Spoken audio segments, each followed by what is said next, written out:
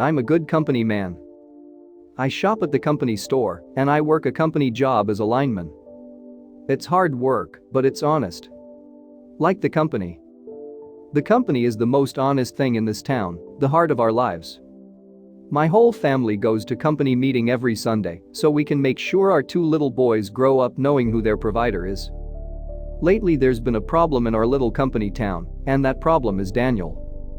Daniel has missed 3 scheduled shopping trips at the company store in the past month.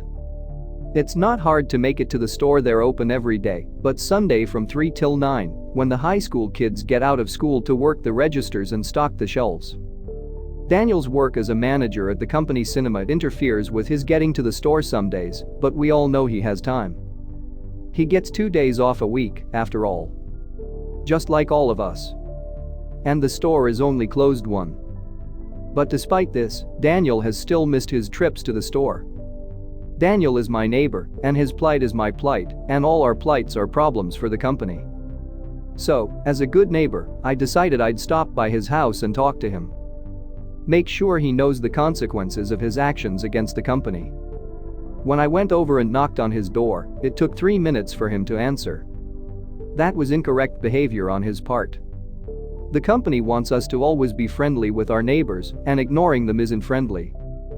But I am forgiving, unlike the manager. Daniel's transgression has done me no harm. I respond to him with a smile as white as I can. He does not smile. His eyes are tired. You should go to the doctor if you're feeling ill, neighbor. They have medications that can help fix the issues that are keeping you from sleeping. I should have started with a hi, I know. But it needed to be said. Daniel's haggard appearance worried me.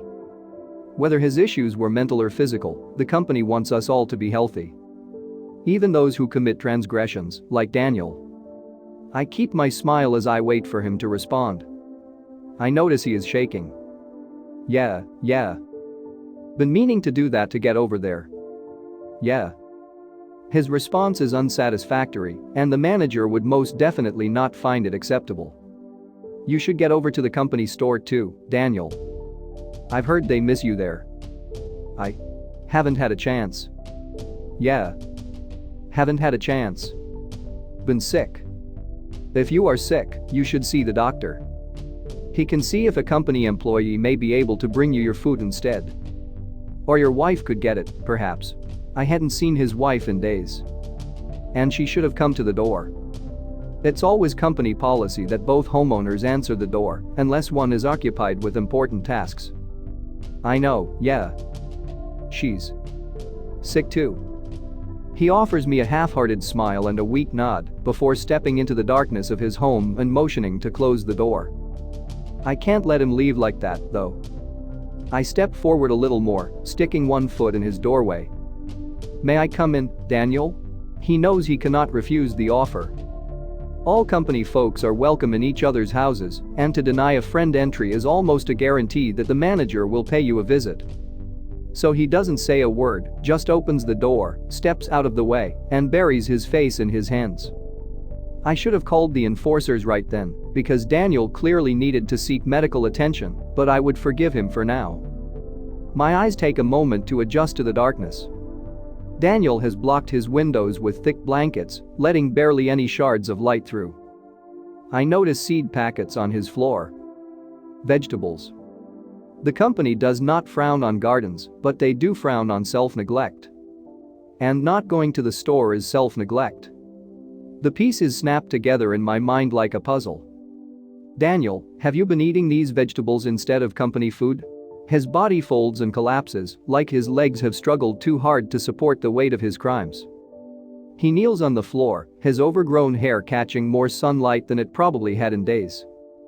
His back rises and falls, and I hear his deep choking sobs as he struggles to speak. It was just. She got so sick, Matthew. So sick. What do you mean, neighbor? I had no need to ask. The company food makes us all sick when we are new. Half of my teeth have been replaced by the company since I have been here. Now I am sure to drink extra of the company's milk so I can preserve the rest.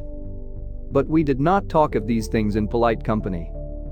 You never know who might be listening. He did not respond. My question was out of obligation, not curiosity. But a long, high whistle pierced the air.